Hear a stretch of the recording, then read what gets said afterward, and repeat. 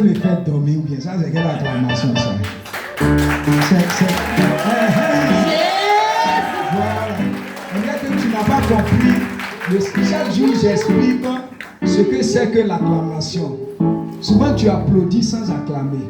Acclame, clameur, acclame. Voilà, la Bible n'a pas dit applaudis. Elle dit acclame. La parole de Dieu dit acclame le Seigneur. Dieu, il aime quand on fait du bruit. C'est nous, on est dérangés par le bruit. Sinon, lui, Dieu, là, il aime quand on fait du bruit. Au ciel, là, c'est bruit seulement on va faire. Alléluia. On va dire à ton frère, au ciel, là, c'est bruit seulement on va faire. Amen. Voilà, aujourd'hui, nous allons aborder un thème qui est très important, très crucial dans notre marche avec Dieu. Et j'ai combiné ce thème avec le thème de l'enseignement qui est toujours en cours, mais on va brosser, on va revenir un peu sur ça. Et c'est très important parce que c'est l'enseignement même, c'est la base. C'est la clé même de notre existence sur cette terre. Le thème ce matin s'intitule comme suite les conditions. Bon, aidez-moi un peu. Les conditions pour être un disciple ou bien pour d'être disciple. Les conditions pour être ou d'être. C'est pour être. Voilà, pour être un disciple ou un vrai disciple.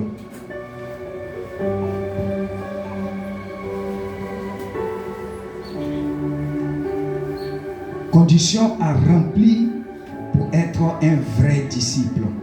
Il faut dire à ton frère ou à ta voisine, conditions à remplir pour être un vrai disciple. Alléluia. Conditions à remplir pour être un vrai disciple. Gloire à Dieu. Alléluia. Pourquoi ce thème est très important et très crucial pour nous? Frère,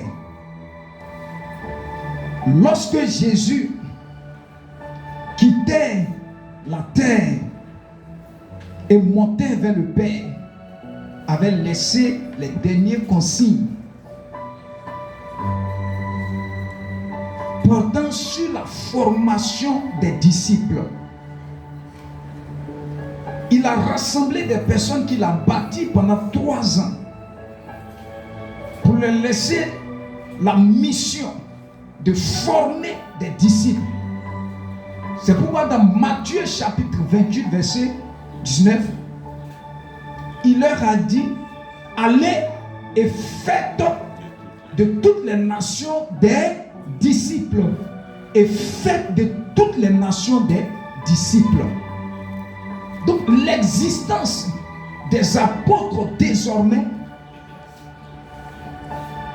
tirait sa source dans le fait qu'il soit présent pour représenter le Seigneur à continuer sa mission de bâtir des disciples. Alléluia. Bâtir des disciples est la priorité du Seigneur. Est la mission que Dieu nous a consignée. Faire des disciples. Il n'a pas dit faire des rassemblements. Il n'a pas dit faire de la foule, mais faire des disciples. Alors, qu'est-ce qu'un disciple? Qu'est-ce qu'un disciple? Le mot disciple a été traduit en grec par étudiant, élève. Le grec a utilisé mathetes, qui signifie étudiant, élève et disciple. Donc un disciple, c'est un étudiant, c'est un élève qui apprend auprès d'un maître pour devenir comme son maître, pour être identique à son maître, pour ressembler à son maître dans son existence, dans tout tous les domaines de sa vie. Donc, tu dois savoir que la Bible a mentionné le mot disciple. Ne confondons pas la chrétienté. Le mot chrétien et le mot disciple. Le disciple, c'est un apprenant, un étudiant, un élève qui apprend auprès d'un maître pour devenir comme lui, pour être comme son maître. Et notre maître à nous, c'est le Seigneur Jésus. Gloire à Dieu. Frère, le mot chrétien a été mentionné 2 fois dans la Bible. Et d'ailleurs, ce sont des païens, des gens du dehors. Ils ont regardé l'attitude des hommes qui se sont rassemblés à Antioche et qui avaient une attitude qui ressemblait à l'attitude de Jésus. Donc quand ils ont vu ça, automatiquement, il y a une manière de vivre leur a donné de donner le nom et le nom chrétien. Ce sont des petits Christ. Frère, sinon, c'est le mot disciple qui est employé. Donc si on veut marcher avec Jésus, il faut comprendre que on doit se laisser bâtir par Jésus de sorte qu'on soit des disciples. Est-ce que tu es un disciple? Regarde le visage, regarde les yeux de ton frère. Demande-lui, est-ce que tu es un disciple? Maintenant, s'il te répond, dis-lui, est-ce que tu es prêt à être un disciple? Gloire à Dieu. Gloire à Dieu. Dans le monde, dans ce monde naturel, dans la conception naturelle, quand on parle d'un apprenant ou d'un étudiant, il apprend au pied de qui? Au pied d'un maître, au pied d'un professeur, au pied d'un professeur, de quelqu'un, d'un encadreur. Mais la différence entre l'apprentissage que nous recevons dans le monde au plan naturel est différent de l'apprentissage que nous recevons au pied du maître. Quelle est la différence? Quelle est la différence? La différence, c'est que dans ce monde, on forme des gens, on enseigne des personnes, mais pas nécessairement que l'enseignement qu'on te donne soit conforme à la vie de celui qui te donne l'enseignement. Est-ce que quelqu'un est d'accord avec moi? Quand on a eu des professeurs, on a eu des maîtres, à l'école, le maître nous enseignait les mathématiques 2 plus 2. Mais le maître, il n'a jamais dit, c'est-à-dire, il y a eu des instituteurs ou bien des professeurs qui buvaient. Mais ils sont venus, ils n'ont jamais demandé à ce que tu les ressembles. Ou bien, gloire à Dieu, ils n'ont jamais demandé à ce que tu copies leur vie. Et ils viennent te donner l'enseignement tout simplement pour faire fonctionner ton intellect afin de pouvoir l'utiliser pour la réussite. Mais ils ne vont jamais te donner l'enseignement qui est en conformité avec leur vie. La seule personne qui peut te dire ressemble-moi, c'est Jésus. Parce qu'il a une vie parfaite. Et c'est cette vie qu'on cherche à ressembler. C'est cette vie qu'on cherche à s'approprier. Alléluia. Mais on ne peut réussir sans le Saint-Esprit. C'est pourquoi ce matin, frère, sachant que c'est le disciple-là qui est enseigné. Dis, je veux être un disciple. Et même un vrai disciple. Gloire à Dieu. Tellement de choses à dire. C'est pourquoi cet enseignement, même une année même, ne suffira pas pour terminer cet enseignement. Mais on va faire un peu. On fait 1 mois et puis on arrête, on fait autre chose. On continue un peu. Alléluia. On va continuer un peu. Donc ce matin, on va voir les conditions à remplir pour être un vrai disciple. Répète encore avec moi, les conditions à remplir pour être un vrai disciple. On va voir la première condition. On va au moins 2 conditions aujourd'hui, mais on va beaucoup parler. Si je vois que l'objectif, c'est que vous compreniez. L'objectif n'est pas d'aller vite. L'objectif, c'est que chacun comprenne et que cela affermisse ta vie. Gloire à Dieu. Il faut savoir pourquoi tu viens à l'église. Il faut savoir pourquoi tu marches avec le Seigneur. Quand tu sais où tu vas vers quoi? Quand quelqu'un sait où il va quoi? Quand quelqu'un sait où il va, il peut arriver, n'est-ce pas? Mais quand tu ne sais pas où tu vas, est-ce que tu peux y arriver? Tu ne peux pas. Donc il faut comprendre que la mission du Seigneur, c'est de vous former disciples. Amen. Gloire à Dieu. Réveillez tous ces enfants qui dorment, réveillez-les. Prenons Luc chapitre 14, verset 25. Le chapitre clé, Luc chapitre 14, verset 25 à 26. On va lire certains passages. Luc chapitre 14, verset 25 à 26. Mentionnez aussi Matthieu chapitre 12, verset 46 à 50. Matthieu chapitre 12, verset 46. Mentionnez seulement ces passages. Il y a Luc 21, verset 16.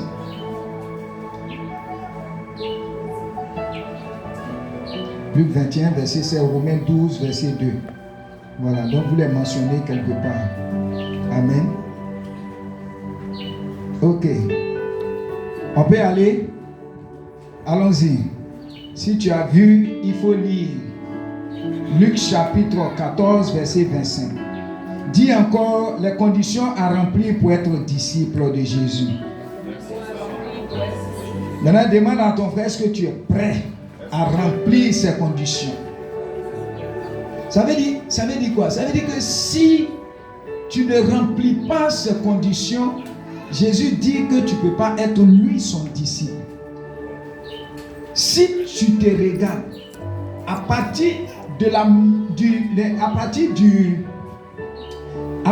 la parole lumière qui sera pour toi le miroir ce matin pour décrire ta vie, pour décrire ta position, tu peux conclure si tu es disciple ou pas.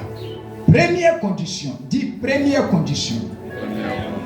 Maintenant, lisons Luc chapitre 14, verset 25 à 26. Oui, allons-y. Première condition, lis. Oui. De grandes foules faisaient route avec Jésus.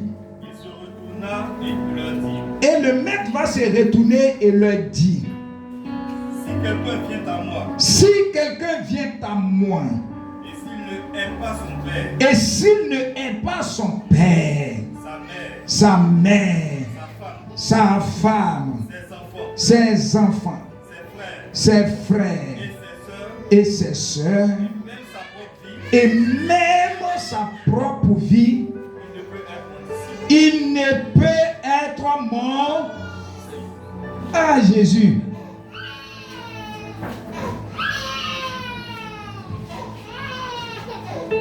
Amen. Concentrez-vous. Alléluia. Il dit, si quelqu'un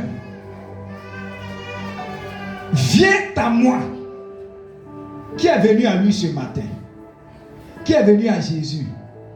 Voilà, je crois que vous, qui est venu? Qui n'est pas venu à cause de Jésus? Donc on est venu à cause de lui. C'est ce qu'il a dit. Si quelqu'un vient à moi, c'est-à-dire si tu viens en ma présence, si tu viens dans l'objectif que je marche avec toi, voici la première condition. Il dit, s'il ne hait pas son père, sa mère, sa femme, ses enfants, ses frères et ses soeurs, et même sa propre vie, il ne peut être mon disciple. Quelle est la première condition? Qui va me donner, c'est un enseignement, qui va me donner la première condition ici? La première condition. On avait la méditation, la technique de la méditation. La première condition ici. Il dit si, ça commence par si, c'est une condition. Qui donne la première condition? à remplir pour être disciple. Au fait, quand je dis première, bon, ils n'ont pas numéroté.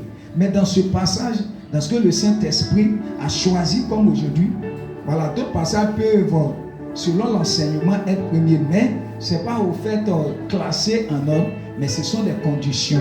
Voilà, quand je parle, c'est en fonction de ce que je suis en train de dire. Oui, première condition, oui. Il est?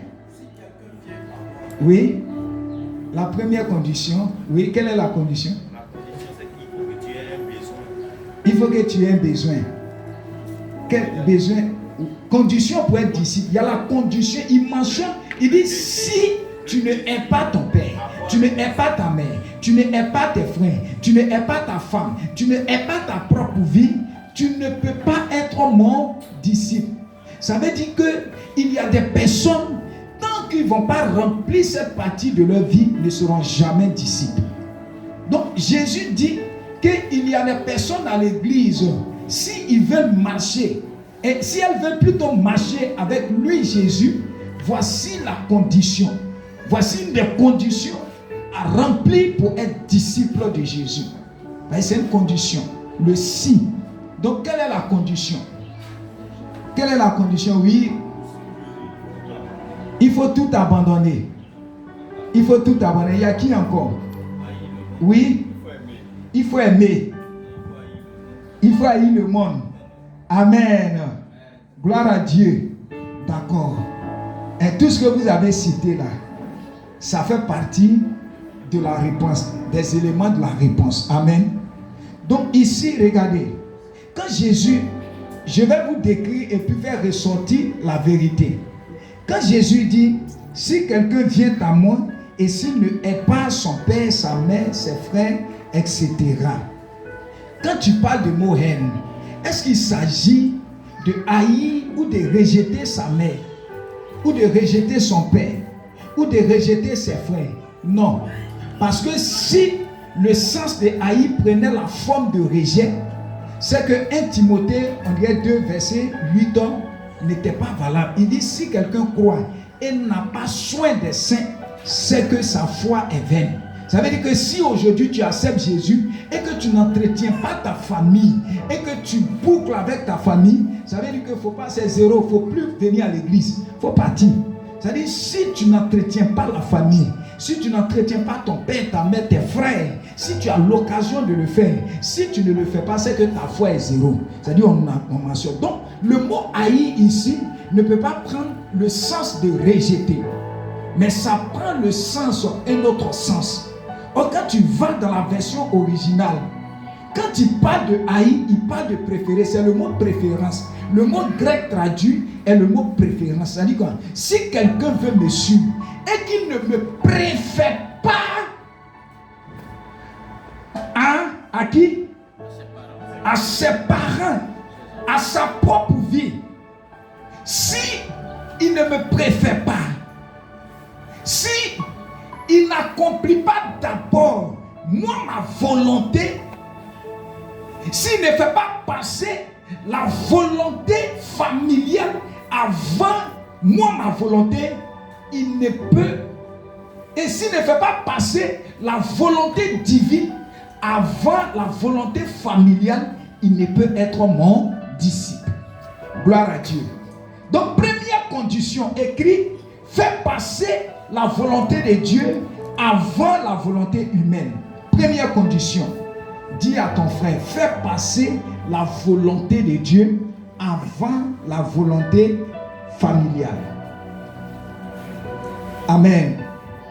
On aura tout le temps d'expliquer dans les enseignements, mais ce matin, je vais dégager deux choses qui nous empêchent de faire passer la volonté divine avant la volonté familiale, avant la volonté de l'affinité.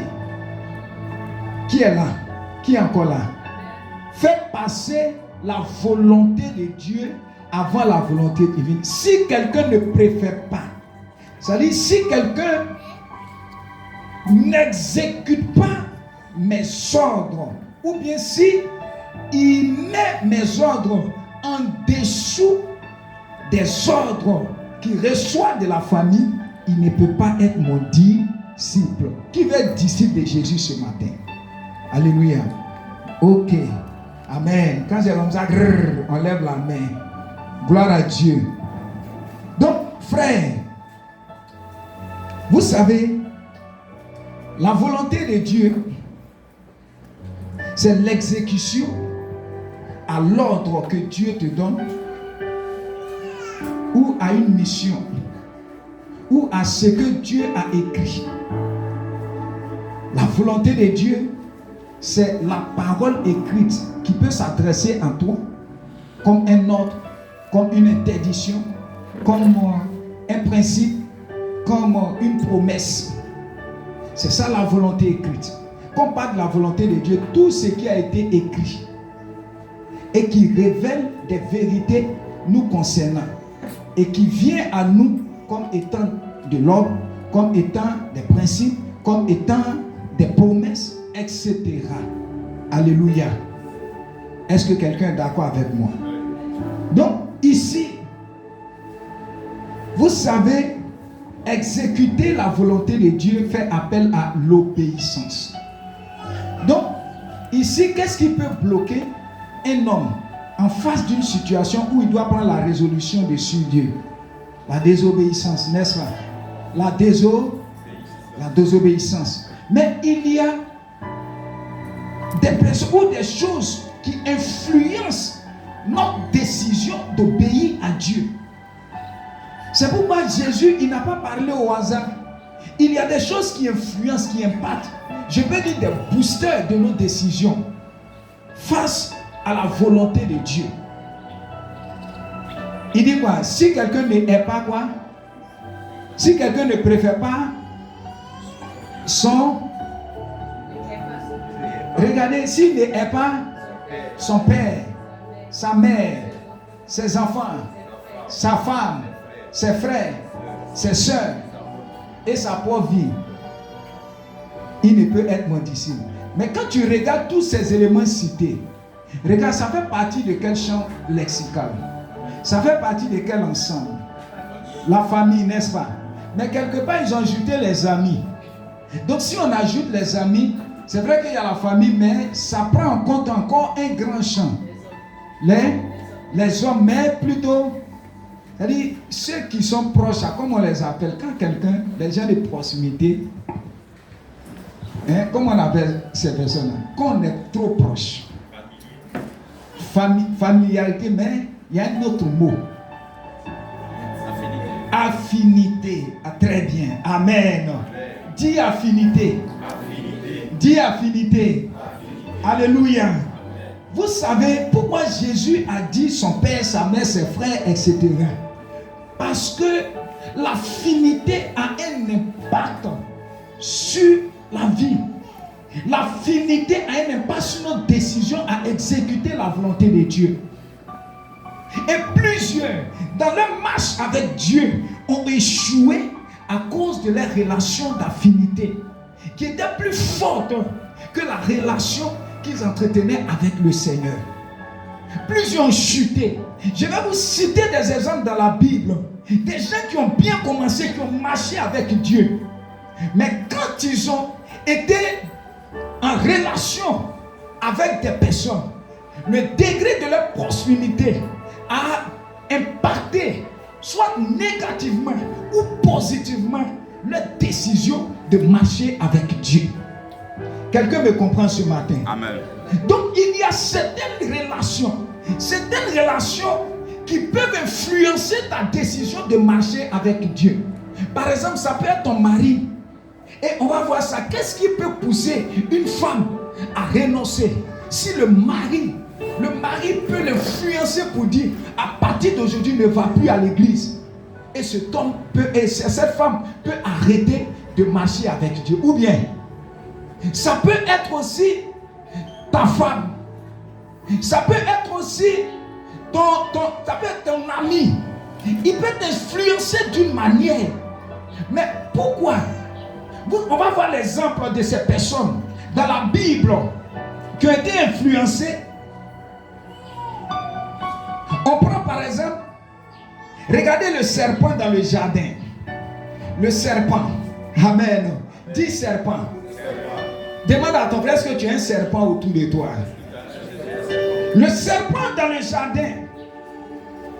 Vous savez, quand on dit parmi les animaux,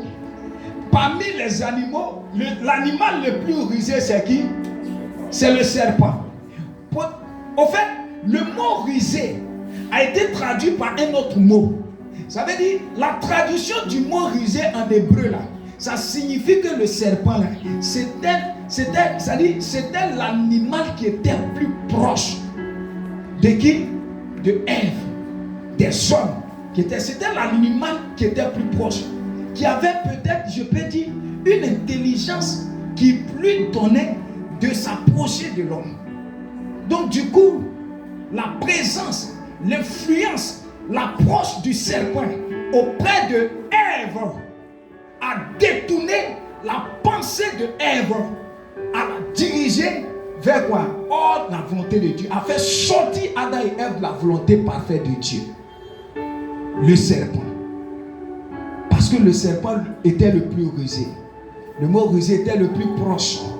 Donc, la proximité a influencé la décision de Ève à renoncer à la volonté parfaite, à désobéir à Dieu.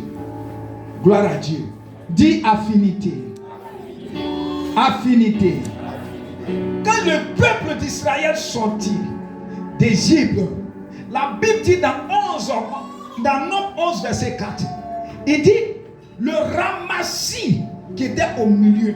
Chaque fois que Israël désobéissait à Dieu, la source de la désobéissance provenait des murmures, des ramassis qui contaminaient le peuple d'Israël.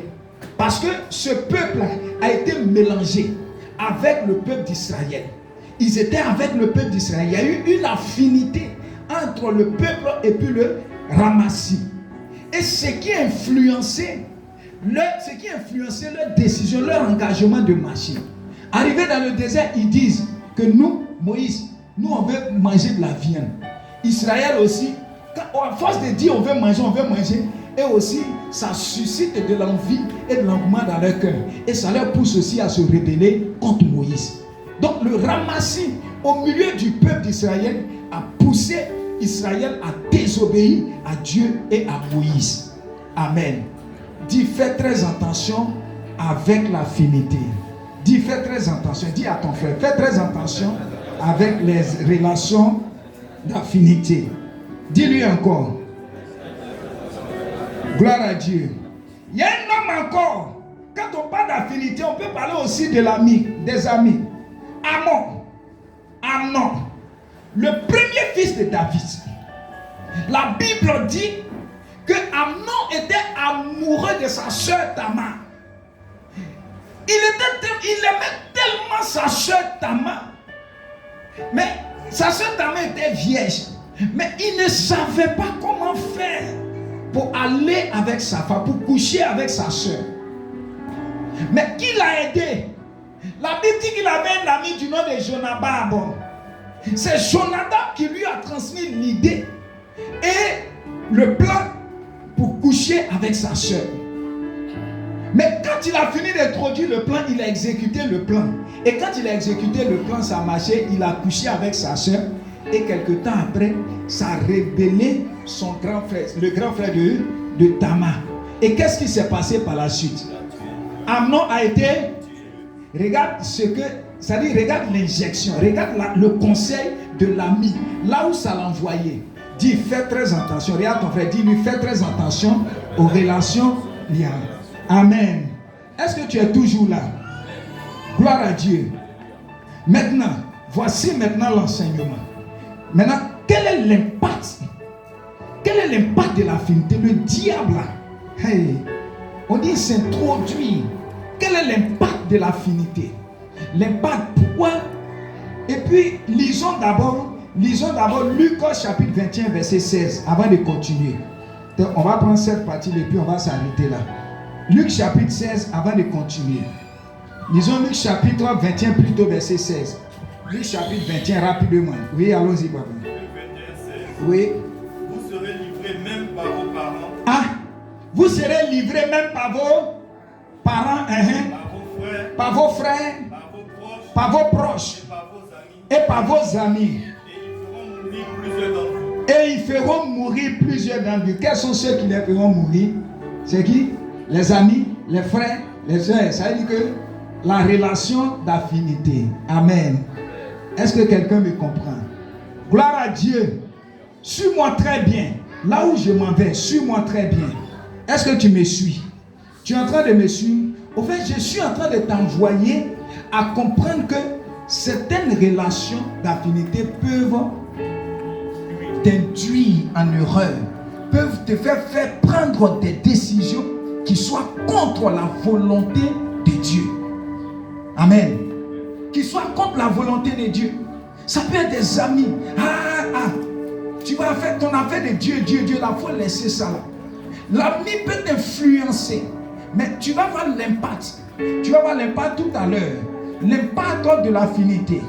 L'impact, c'est quoi? C'est-à-dire que quelqu'un qui est proche a facilement cette aisance de pénétrer ta vie. Quelqu'un qui est proche de toi, c'est pourquoi le diable, Jésus a dit, les gens auront pour ennemis les gens de leur maison. L'ennemi ne va pas venir loin.